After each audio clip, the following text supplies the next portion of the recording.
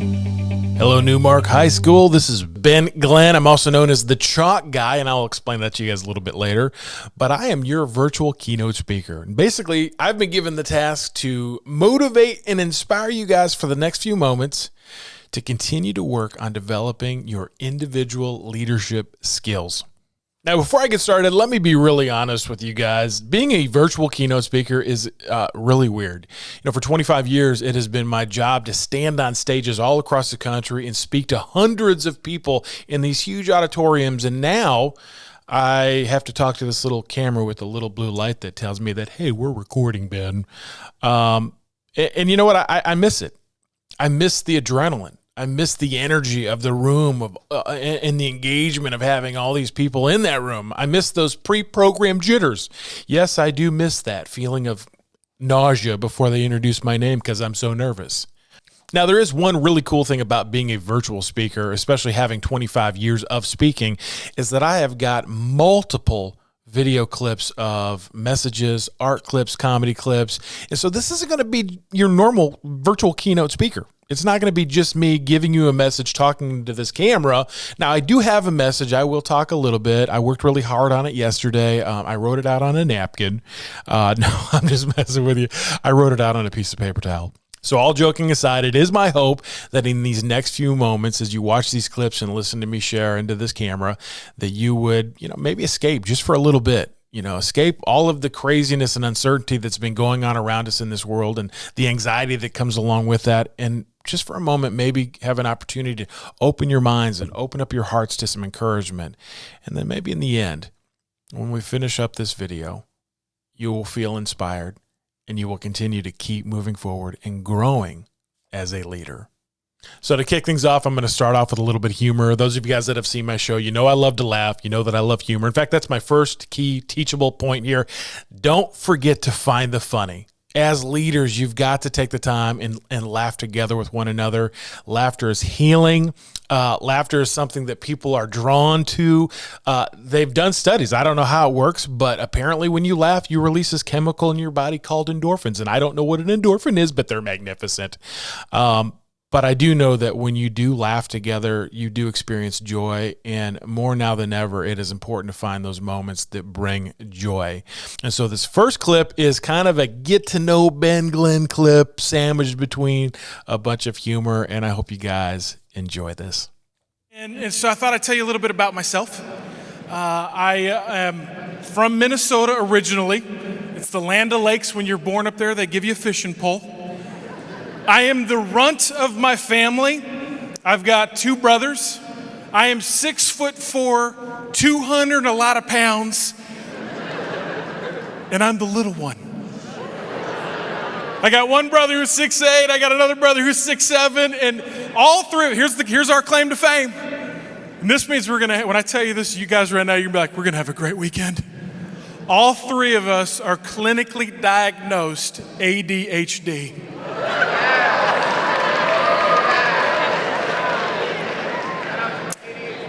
That means one thing. Holidays at my house are pure entertainment. If my wife were here right now, she'd be like, no, it's a hot mess. Tomato. When I was young, my parents, they decided to move us from Minnesota to Indianapolis. It's where I live now. And that meant every Christmas, every weird, goofy holiday, we had to get into that LTD Ford station wagon and drive 12 hours to Minnesota.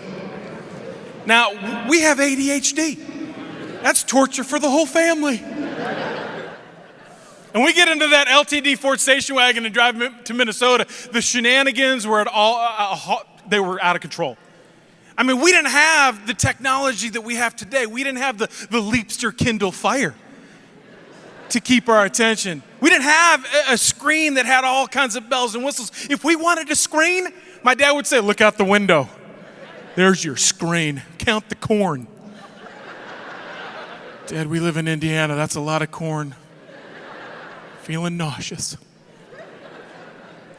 One time we got into Wisconsin and my dad had it up to here. Bad things were happening. He used all the lines, the cliches. I'll turn this car right around. I'll turn it around. First time your parents use that line, you learn really quickly that once you pull out of the driveway, we're committed. They're never turning around. My dad, he was really good at the reach around. Get over here. We actually didn't mind that. It was like tag. But boy, if my dad got you, bam, man down. But one time my dad, he lost it. He lost it. And he screamed at us. Something that you never want to scream at kids with ADHD. He started it with, just sit still, be quiet, and entertain yourselves. Come on, man. You don't want to tell us to do that because we will. And bad things will happen. Underneath my dad's seat was a roll of gray, shiny duct tape. He used it to keep the car put together. I grabbed that duct tape, I peel off a piece, I put it over my mouth. I'm trying to do what my dad said, be quiet. And I started to entertain myself as I made weird monkey noises, and my dad was none the wiser, because, I'm being quiet. My brothers thought it was hilarious. They started laughing. They asked me, hey, give me a piece of duct tape too. None of us realized the pain that we were about to endure. It just looked fun. Monkey see, monkey do. So I rip off a piece and I give one to each of my brothers. We all have duct tape on our mouths. And then my older brother, Sammy, he's sitting on the far side. He reaches over my little brother, slugs me in the arm, and then grabs, he takes my duct tape. And then he wraps 3 strips around my wrists and ties me up so that I can't get it back. Now, we're just doing exactly what my dad said, and I'm sure they're loving it because we're quiet. We got duct tape on our mouths. But what we don't realize, what we fail to realize is that we're on a major highway in Wisconsin and there are cars passing by. You're getting ahead of the story. They're passing by and they look in the back seat of that station wagon. I guarantee you they're not thinking, oh, that's special. Hey, Ted, look over here real quick. Look at these 3 kids with duct tape on their mouths. Clearly, they all have ADHD and they're trying to entertain themselves. You guys know what they're thinking. And so the duct tape got boring, and so we balled it all up and we hid the evidence underneath my dad's seat. 45 minutes later, my dad gets pulled over.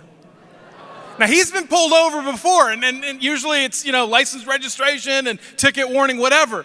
But this time, what this guy did freaked us all out. Walks over to my dad's side of the car and says, sir, I need you to get out of the car. I never seen that before.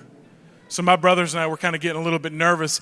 They go, the state trooper and my dad walk in front of the station wagon and they start having this conversation. And we can't hear it, but we can see my dad's expressions starting to change. As he's getting more and more angry, his face is turning different shades of red, and he's occasionally looking back at the 3 of us, giving us a mad mug. And of course, I look at my older brother, Sam, and I yell at him, what did you do? Because clearly I'm blaming it on you. Actually, I'm freaking out. I'm about to tears. Things are getting real. The state trooper comes over to my window, has me roll it down, looks at me, and he says, as he points to my dad, do you know that man? Do you know him? I am freaking out now. I'm about ready to be like, that's my dad. Don't take him. Now, that's what's about ready to come out of me, but before I can say anything, my older brother Sam screams out, we don't know him!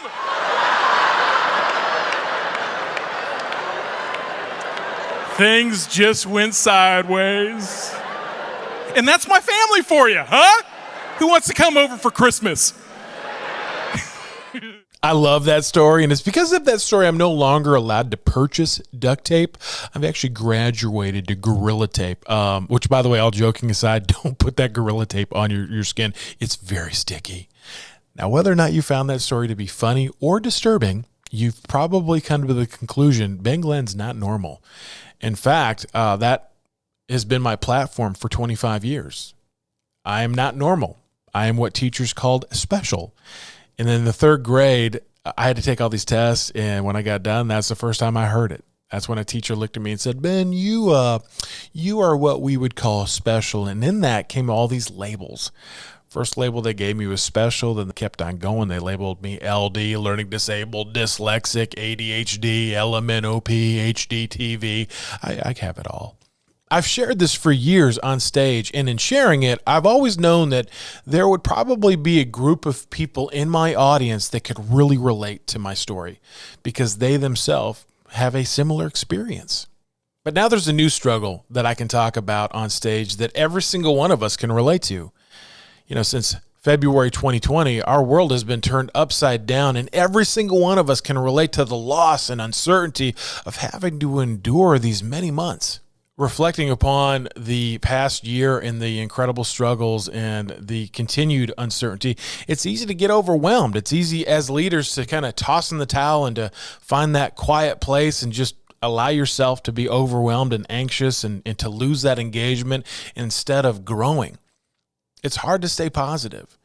And I heard this quote once, and when I first heard it, I thought, this is completely nuts. But it says this: consider it pure joy anytime you face trials of any kind, because you know the testing of your faith develops perseverance. How crazy is that?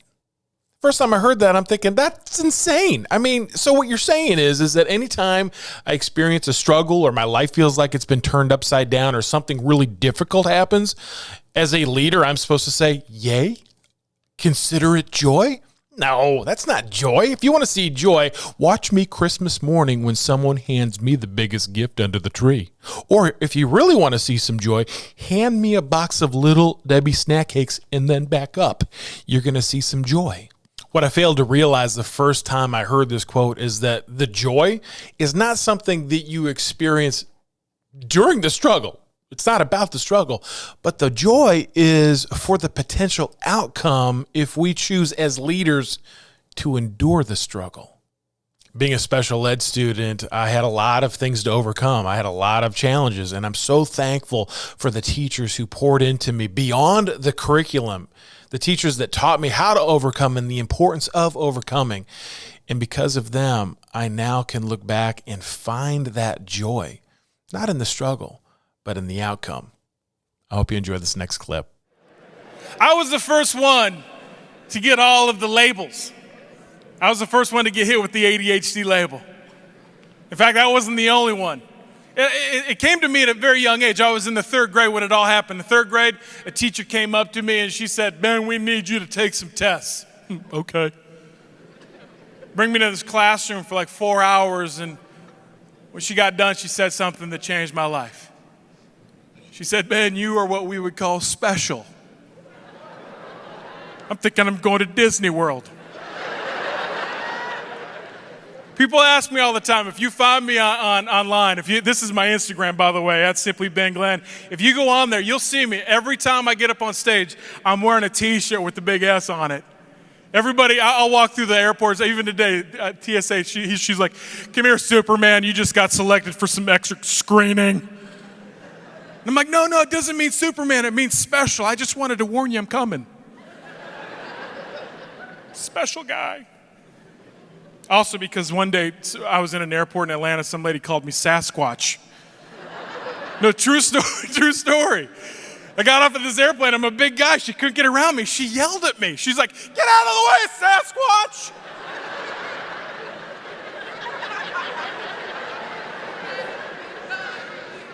I love messing with people. I started, everyone around was just like, and I looked at him like, "Okay, I'll move. Just give me some beef jerky. We love that stuff." You ever see the commercial? Yeah, special, Sasquatch, it works. I wear these shirts now because I want people to know that I own it. I don't mind being the special kid anymore.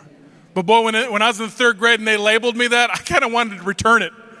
I wanted to be like, if we're not going to Disney World, can I return this? Because the way you're saying special, I'm just wishing for a receipt, okay? Because this does not sound good. And it wasn't. They gave me these labels because I wasn't doing good in school. I was falling behind. And the first label was special, but then they just kept on going. They labeled me LD, learning disabled. They labeled me dyslexic, ADHD, LMNOP, HDTV. I pretty much got it all, and I come in high definition. I didn't own it back then. In fact, I thought it was a curse. And I dealt with what a lot of young people deal with when they receive labels at a young age. And I got really good at what I like to call stinking thinking. You know, that's that negative inner dialogue. That's that little voice inside your brain that says, yeah, you know what? You're no good. And we all battle that. But boy, when they give you a bunch of labels that you don't understand, not only do you battle it, but you embrace it. And so here I was, this young kid struggling with low self-esteem, lack of confidence, and you know, above all that, everything scared me. I was afraid of everything. Terrified of letting people down, terrified of being made fun of, terrified of being left out. My whole life was filled with fear and anxiety. Afraid that a teacher was going to call me to stand up in class to give a demonstration or to answer a question. Man, that freaked me out. I didn't think about learning when I went to school. I just prayed to God when I sat down, don't call on me, don't call on me, don't call on me. That was my prayer growing up. One of my greatest fears is what I'm doing right now. I want to talk about irony. One of my greatest fears. In fact, statistically, they've done studies and they've discovered that public speaking is the second greatest fear in the world, next to death. It's like the old Jerry Seinfeld joke that there are some people so afraid of public speaking that if they were at a funeral, they'd rather be in the casket than giving the eulogy. And I get it. I was that afraid. And the funny thing, God's great sense of humor, it has been my occupation, my job, for the last 24 years to do this right here. I think that's hilarious. And I tell you what, when you feel like a mistake, you act like a mistake. And so for a lot of those years, man, I just lived in fear. I lived in fear. And so when I started going around and sharing with people, I didn't actually share. All I did was attack this queen-size flat black bed sheet stapled to a frame with chalk. That's what I've been doing for all these years. In a little bit, I'm going to do something for you guys on the screen. My lighting guy, see if you can't get it all lit up around I want to make sure they see it all, buddy. But when I do this, what you're going to see is a guy who has ADHD drawing as fast as he can and praying at God it looks like something when he gets done. And that's where I started. In 1995, I got up and I did all these drawings. And here's the best part. I had a brother who was very, very, very outgoing. He was an extrovert, and so he did all the talking. Sam Glenn, he'd get up, one of the most gifted communicators ever. I do my drawings, and when I do my drawings, I'm going to put some music on. I'm going to be up here in my own little drawing world. I won't even know that there's 5,000 people in this room. It'll be just me in this 300 thread count cotton poly blend bed sheet from Target. My brother said, hey, you know what? I need you to get over this. I need you to get over the fear. He said, I'll make a deal with you. I'll teach you how to speak if you teach me how to do art. And he honored that deal. My kids will come and watch me now, and they're like, Dad, would you just stop talking and get to the drawing? You can't shut me up nowadays because I love this. I love my job. Yeah, thank you. Recently, I was hosting this virtual Q&A session with some students, and one of the students unmuted their mic and asked, they said, Ben, how do I stay inspired? You talk about being inspired all the time, but how do I stay inspired with everything that's going on so I can make a difference? And that's a great question. You know, what I can tell you is that sitting around your house feeling sorry for yourself or feeling overwhelmed and letting that anxiety just kind of fester inside of you, stepping away from your friends and not engaging and finding ways to stay involved is not the answer. That's not going to help anybody, especially you. What I think is the most important thing that you can do is to find a way to pivot away from those dark, distracting thoughts and stay engaged, stay involved. Yeah, it may look different than normal, but that's where you've got to become creative. When I think of leaders, I think of those individuals who let their lights shine to inspire others. And in order to let our light shine, we've got to be filling ourselves up with fuel, because eventually that light will kind of, burn out, and you've got to be able to keep fanning that flame. And in order to do that, you've got to figure out what fills you up, what builds you up. And that starts with engagement. It starts with you making a decision as a leader to stay involved. As much as we desire for in-person engagement and hanging out with one another, and I know all of us are sick of doing this virtual thing, something is better than nothing. Hopping on Zoom with your friends, finding creative ways to stay connected, whatever you need to do is so much better than you just checking out and saying, hey, I'll get back to it when things are all over. My challenge to you as a leader is to continue to find a way to let your light shine, even through all of the craziness going on around us, which means you need to make sure that you stay engaged, that you stay filled up. And you see, as a leader, you need to recognize something, is that there's not just one way to achieve this goal. As a leader, it is your job to just find a way. So I grabbed a bag of glow-in-the-dark bugs. Now, my daughters had never seen anything glow-in-the-dark before. So I get them home, and I dump them out, and they're both kind of giving me that look like, are you kidding me? What bugs, Dad? First of all, we're freaked out by bugs. You know this. Secondly, they're white. They're completely, there's no color. There's nothing exciting about them. And I'm trying to convince them. I'm like, guys, they glow in the dark. And they're like, what does that mean? They glow in the dark. I said, come on, guys. Take one of them bugs, go into the pantry, shut the door, and just see what happens. With all the attitude of a 5-year-old and a 7-year-old, and grab the bugs, and like, walk into the pantry, they close the door, because they're thinking there's nothing fun about these bugs. But as soon as they closed that pantry door and things got dark, all I could hear from the other side of that door was this. Oh, no way! And it worked. And then I told them, I said, guys, here's the key. Here's the trick to the glow-in-the-dark bug. If you really want it to glow bright, you have to stick it in the light. You don't touch the bulb. I don't want you to get burned. But if you can hold that bug up into the light, see what happens. It'll glow brighter. The longer you hold it in the light, this is the cool part, the brighter it glows in the darkness. It was the cheapest babysitter I ever had. Because for like an hour, they're running back and forth between the light and the dark pantry. And they figured it out. And it was so hard for them because they wanted to enjoy the glow in the dark, and they were in there and they were doing this with it, and they were making their names with the glow in the dark bugs. But they realized the longer they stood in that light, the longer they were patient and they held that bug in the light, the brighter it would glow in the darkness. But when I think about this message, I'm always reminded of that simple, wonderful song that we're taught when we're little. And it's sometimes through those simple, precious things that we're taught when we are kids that are so relevant as we even get older. What next? This little light of mine, I'm supposed to let it shine. You guys know the song, right? This little light of mine, I'm gonna let it shine. This little light of mine, I'm gonna let it shine. This little light of mine, I'm gonna let it shine, let it shine, let it shine, let it shine. Put it under the basket, no I'm not, 'cause as a fire hazard, I don't know the rest. Let your light shine.